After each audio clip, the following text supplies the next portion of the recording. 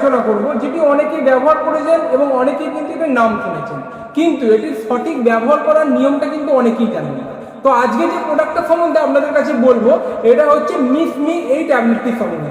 তো এই ট্যাবলেটটি হচ্ছে টাডালাফিল 10 mg।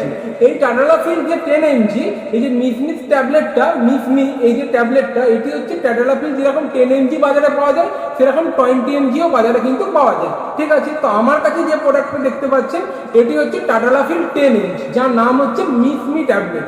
তো প্রথমেই আগে আপনাদের আমি দেখাবো তো এই মিসমি ট্যাবলেটটা কেমন দেখতে পাওয়া যায়। তো আশা করি আপনারা দেখতে পাচ্ছেন, এটি হচ্ছে ঠিক দেখতে পাচ্ছেন একটা ট্যাবলেট, এটি হচ্ছে মিসমি ট্যাবলেট। ঠিক আছে, কালারটাও আপনারা দেখতে পেয়েছেন। ঠিক আছে, তো এবার আপনাদের বলবো যে যে টাডালাফিল, এই টাডালাফিলটা সম্বন্ধে অনেকের কিন্তু অনেক রকমের ধারণা আছে যে এটা শুধুমাত্র মহিলাদের শুধুমাত্র ইউজ করা যাবে।